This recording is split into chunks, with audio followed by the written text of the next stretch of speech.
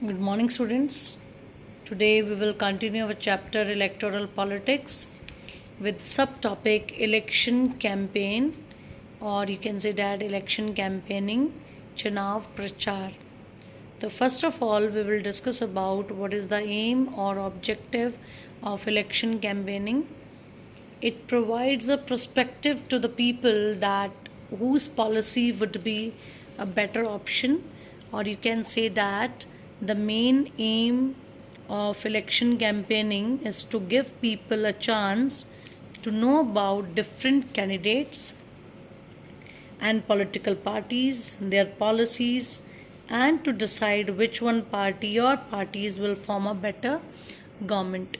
Basically चुनाव प्रचार का मेन एम है कि कौन से कैंडिडेट या कौन सा कैंडिडेट कौन सी पार्टी हमारे लिए एक बेटर गवर्नमेंट बना पाएगी. Okay, now our next heading is when this election campaigning take place, or you can say that the time of election campaigning in India, 2 week period between the announcement of the final list of candidates and the date of polling or voting day. One day before voting day से एक दिन पहले election campaigning बंद कर दी जाती है. Okay, now what did they do, means what did the candidate do in election campaigning, क्या करते हैं candidate, and what methods are used by the candidate in election campaigning, किस तरह के methods अडॉप्ट किए जाते हैं. फर्स्ट है कैंडिडेट्स कॉन्टैक्ट देयर वोटर्स. आपने देखा होगा डोर टू डोर कैंडिडेट जाकर वोट मांगते हैं, कहते हैं कि अपने कीमती वोट को देकर हमें सफल बनाएं.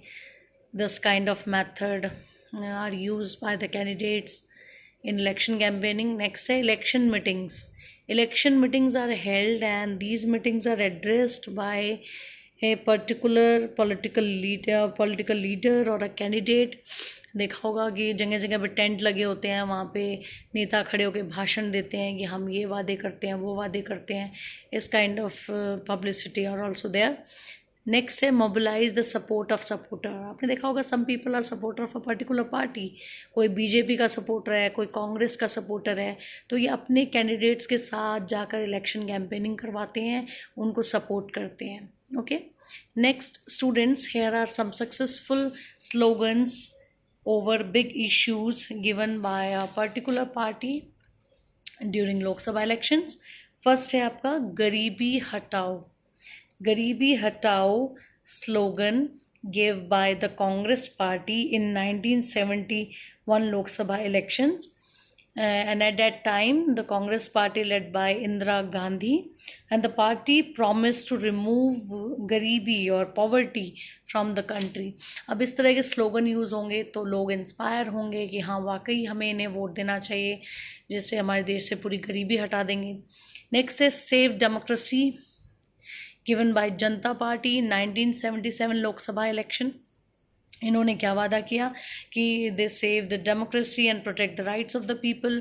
क्योंकि इंदिरा गांधी ने उस टाइम इमरजेंसी घोषित कर रखी थी, तो इनको मौका मिल गया. इन्होंने एक स्लोगन बना दिया कि save democracy and protect the rights of the citizen. तो लोग इनसे इंस्पायर हुए कि एक नई पार्टी है जिसका नया स्लोगन है. ओके, नेक्स्ट है land to the tiller, means land to the farmers, given by Left Front Party in West Bengal Assembly elections held in 1977.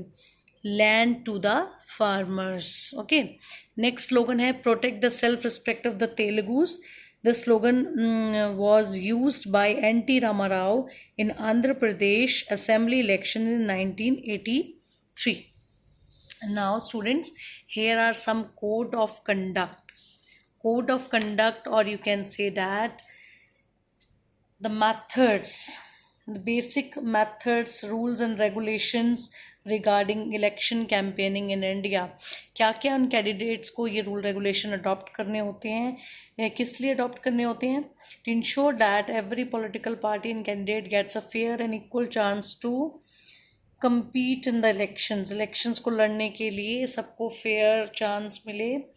और according to our elections law, no party or candidate can do the following, ये चीज़ें नहीं कर सकते। जैसे कह सकते हो आप कि ब्राइब और थ्रेटन वोटर्स, ये अलाउड नहीं है कि वोटर्स को रिश्वत दी जाए किसी तरह की या उनको डराया जाए। And no party can use any place of worship for election propaganda, means जो इलेक्शन पार्टीज़ हैं वो वो अपील नहीं कर सकती वोटर्स को in the name of caste और रिलीजन, धर्म और कास्ट के नाम पर या किसी वर्शिप प्लेस का इस्तेमाल नहीं कर सकती इलेक्शन प्रोपोगेंडा के लिए। नेक्स्ट है no party can use government aircrafts and officials for elections. Yes, जो कैंडिडेट्स हैं, no party can use government resources, can not use government resources for election campaigning. जैसे अब मान लो कोई रूलिंग पार्टी बीजेपी है और इलेक्शन का टाइम नज़दीक है तो वो अपने रिसोर्सेज का इस्तेमाल करे इलेक्शन कैंपेनिंग में, तो ये अलाउड नहीं है। नेक्स्ट है once election are announce minister shall not lay foundation stone of any big projects, and the minister shall not lay foundation or take any big policy decision or make any promise of providing public facilities। अब election आने वाले हों तो बड़ी बड़ी कोई ऐसे कहते हैं बहुत बड़ा हम हॉस्पिटल बनाने जा रहे हैं, बहुत बड़ा एजुकेशन सेंटर खोलने जा रहे हैं, या बहुत बड़ी ऐसी चीज़ करने जा रहे हैं जिससे लोगों को बहुत फ़ायदा होगा, तो इस तरह का कोई भी फाउंडेशन मिनिस्टर्स नहीं रख सकते जब इलेक्शन अनाउंस हो जाते हैं। ठीक है, नेक्स्ट हमारा टॉपिक आ रहा है आपका polling and counting of votes. होता क्या है इलेक्शन वाले दिन, क्या होता है, मतलब वोटिंग वाले दिन क्या होता है। On the day of election voters cast their vote after their identification has been verified by the election officials. Election officers के द्वारा आइडेंटिफिकेशन होती है। After then a mark is put on the finger of the voter and he goes inside the polling booth and cast his vote. एक निशान लगाया जाता है उनकी उंगली पर कि उन्होंने वोट डाली है और वो फिर अपनी वोट डाल सकते हैं। Earlier ballot paper was used. Ballot paper क्या है, एक स्लिप होती थी जिस पर वो अपना अंगूठा लगाते थे और उस पार्टी का निशान चिन्ह होता था, उसको स्लिप को बंद करके बैलेट बॉक्स में डाल दिया जाता था। Now EVM are used to record votes. EVM क्या है, इलेक्ट्रॉनिक वोटिंग मशीन। ये काम करती है, इस पर एक मशीन होती है जिस पे बटन होते हैं, उसके सामने उस पार्टी का निशान बना होता है, जाकर हम बटन प्रेस करते हैं और हमारी जो वोट है वो रिकॉर्ड हो जाती है इस ईवीएम मशीन में। After polling EVM are sealed and taken to secure place. उसके बाद ईवीएम ले जाई जाती है सील्ड करके। ऑन द फिक्स्ड डे, जिस दिन काउंटिंग होनी है, EVMs are opened and counting take place and whoever gets highest vote is declared elected. In this way EVM works.